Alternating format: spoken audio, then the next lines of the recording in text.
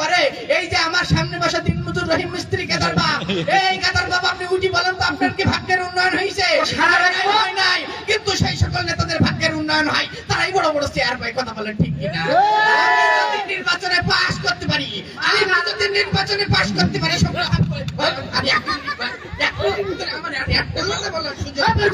আমি এক মিনিটের ভিতরে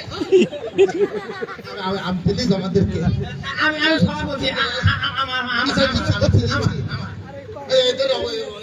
যদি কষ্ট পেয়ে থাকেন প্লিজ আমাদের ক্ষমা করে দেন।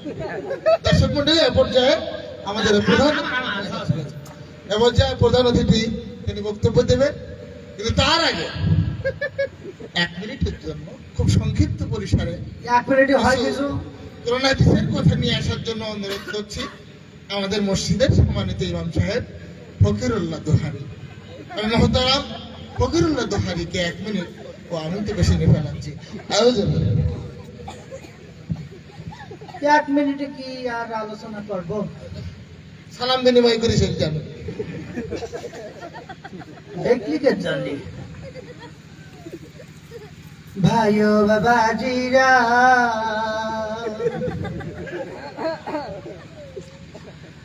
32 নাম্বার এত ভাঙা শুরু কেন? হাসু আপা কোথায়? উনি তো বুড়ো বয়সে স্বামীর বাড়িতে গেছে। ওটা ডিলিট করতে সমস্যা হবে পরে। যা হবে না হবে, তুই ঠান্ডায় দাঁড়া।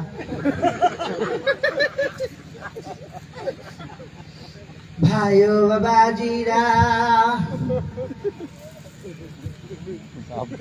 একবার লাইভে আসার কথা বলার সাথে সাথে মাটির সাথে গুড়িয়ে দিয়েছে। আর একবার যদি আসতে চায়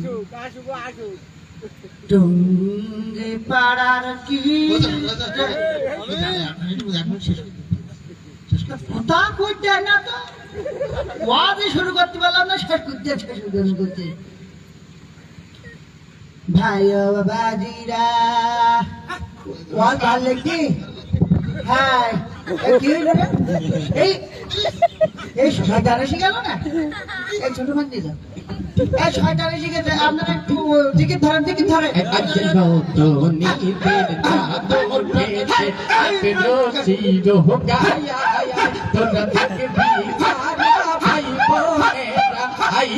ছোটে হুয়া হুয়া নতুন চাহত মোটা